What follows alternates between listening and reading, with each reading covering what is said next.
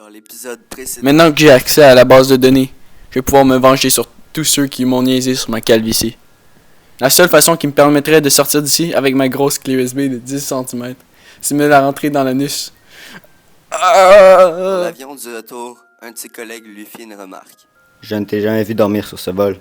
Étant plus jeune, Will et son père faisaient un concours de calage de bière. Bois! Bois! Bois! Will buvait sa bière très lentement.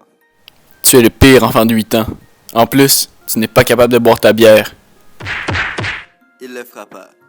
Retour au présent. Les deux coéquipiers se rendirent en taxi à Satellite Caxton pour interroger Samantha qui aurait tué la 8e victime de l'affaire Comédie. Will regardait par la fenêtre du véhicule. Ça ne va pas, Will? Tout va bien, merci. Tout à coup, pour rompre le silence, Grigory, le chauffeur de taxi, s'exclama. J'étais médecin, moi, à Haïti, vous savez. J'avais 3 femmes, psychiatre. Il était le Johnny Sins noir d'Haïti, vous savez. Il y avait mon petit lopin de thé, vous savez. Il faisait pousser mon coton, vous savez. Vous êtes déjà venu ici, petit monsieur? Non, jamais. Et vous, mademoiselle? Vous êtes déjà venu ou pas, hein? Oui. Quand j'étais petite, je venais pique-niquer avec ma famille.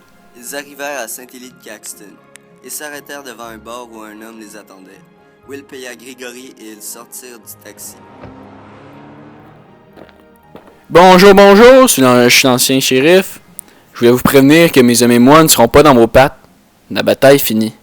Samantha est la personne que vous cherchez. Elle est assise à l'intérieur. Mes hommes la surveillent.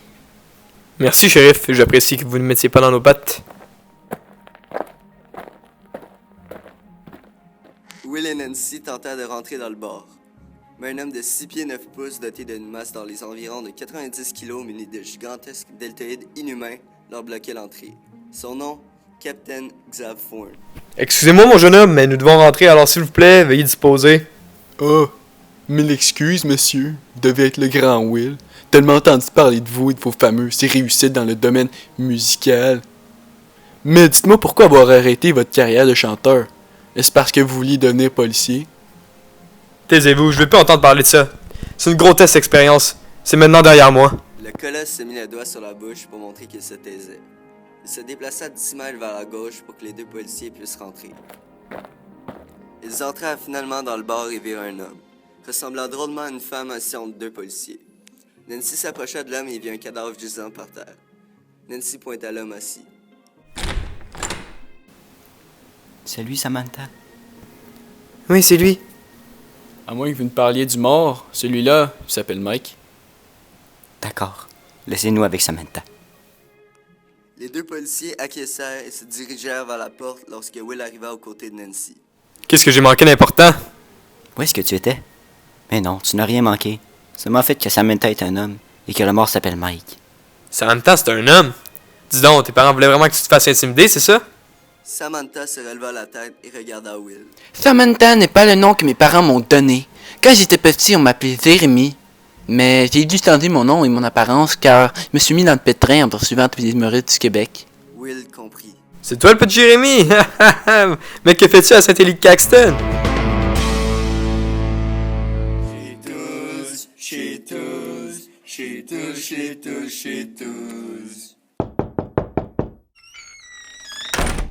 Bonjour, je suis bien chez Touze, le vendeur de tapis. Oui, le meilleur en ville. Vous tombez bien, nous sommes en vente sous le tapis. Achetez-en un d'un mètre et plus et vous recevrez un autre gratuitement de la couleur, de la forme et la grandeur de votre choix. Wow, c'est super.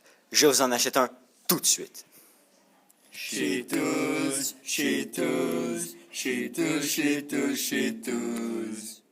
On vend des tapis. Le petit Jérémy soupira. J'ai rencontré mon amant ici. C'est quoi le nom de ton amant? Il s'appelle Jacob. Will pointa le cadavre. Et ce n'est pas lui? Non, lui c'est Mike Ward. Nancy se pencha vers l'oreille de Will. Will était un très petit homme. Mike Ward est un humoriste. Cela a du sens. C'est être le tueur d'humoriste. Effectivement, ça a du sens. Will se retourna vers le petit Jérémy. Jérémy, dis-moi pourquoi avoir tué Mike Ward. Tout le monde le fait. Il a gâché ma carrière internationale. Alors un soir que je venais voir mon amant, je l'ai vu assis à ce bar en train de parler de liberté d'expression. Il a détruit mon enfance en disant dans son spectacle que je n'étais pas atteint d'une maladie, mais que j'avais seulement reçu les mauvais gènes de mes parents. Will n'avait pas l'air satisfait. Mais alors, de quelle maladie es-tu atteint?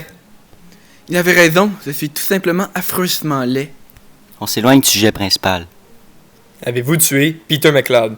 Non, j'en suis même un très grand admirateur. Avez-vous tué Louis-José Hood? Non plus, je suis un très grand admirateur de Louis-José et de ce qu'il fait, bien qu'il soit trop petit. Avez-vous tué les Denis Drolet? Mais non! Mais vous avouez avoir tué Mike Ward. Oui, mais ce n'est pas tuer les autres, je vous le jure. C'est bon, je vous crois. Mais vous serez quand même en état d'arrestation pour le meurtre de Mike Ward. Les deux agents étaient déjà sortis avant même que Jérémy puisse dire un mot. Will regarda Fourne le colosse et lui fit signe d'arrêter Jérémy. Xav avait de la difficulté à passer par le cadre de porte, mais réussit quand même, car Xav est capable de tout.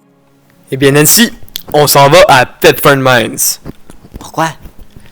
Il faut que j'aille voir un vieil ami. Dans le prochain épisode, En route vers Thetford Mines, Will ivre draguait une hôtesse de l'air. Oh, salut mon beau FBI! Ah, salut ma belle. Plus Will lui parlait, plus il la trouvait de son goût. Ah, mais je ne peux pas faire ça. N'oublie pas, FBI, tout ce qui se passe à Tedford reste à Tedford.